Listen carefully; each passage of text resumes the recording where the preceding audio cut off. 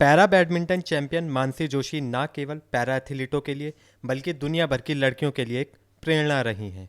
इस सप्ताह की शुरुआत में टाइम्स मैगजीन द्वारा नेक्स्ट जनरेशन लीडर्स की सूची में शामिल किए जाने के बाद वह भारत की पहली पैरा खिलाड़ी बनी हैं जिन्हें बारबी ने उनकी जैसी ये गुड़िया बनाकर सम्मान दिया है।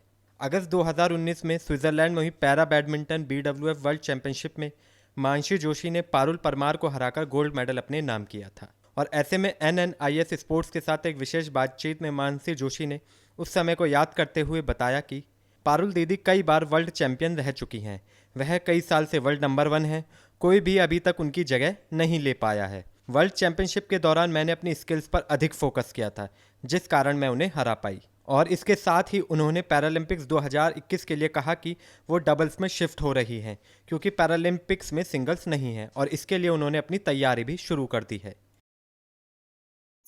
So it's a great question because in singles I play half court. Half court, that is just one single half of the court. So since doubles is going, I'm going to play doubles and full court. So I'm currently training in the full court.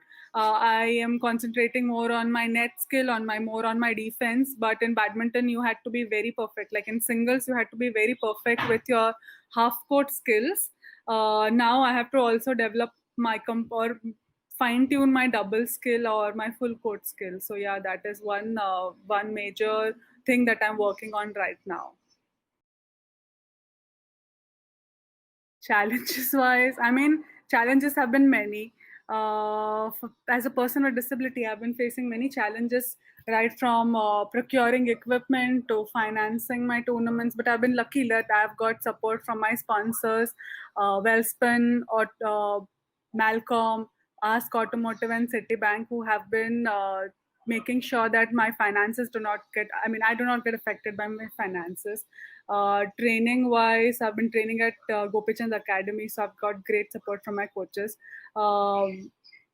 We had multiple tournaments last year, and for World Championship, we had just like 1 month, and I made sure that I utilized that one full particular month in a continuous way.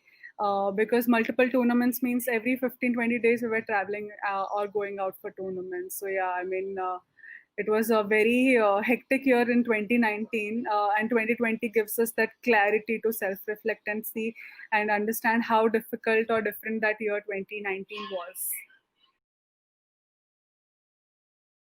I mean, I felt really amazing to be playing against Parul Didi because, I have been playing against her and I have been always on the losing side because she has been number 1. She has been multiple times world champion and she has been world number 1 since many years now. Nobody has been able to take her spot. Even right now, as we are speaking, she's world number 1 and my rank is number 2. So, to play against a player of such caliber, I was very nervous.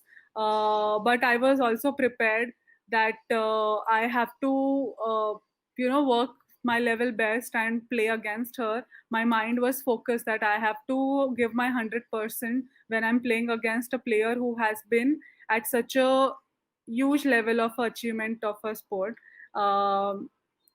I concentrated more on my service. I had concentrated more on my drop skills during the World Championship, and I was trusting that. And I made sure that I utilized that. I had fine tuned it, and I made sure that the skill that I had developed during all these months before the World Championship, I used them during the World Championship, and that is what I did. That completely believed in myself, but I was making sure that I leave no stone unturned because I was playing against a player of her caliber. So for Paralympics, first of all, I want to get qualified for Paralympic Games.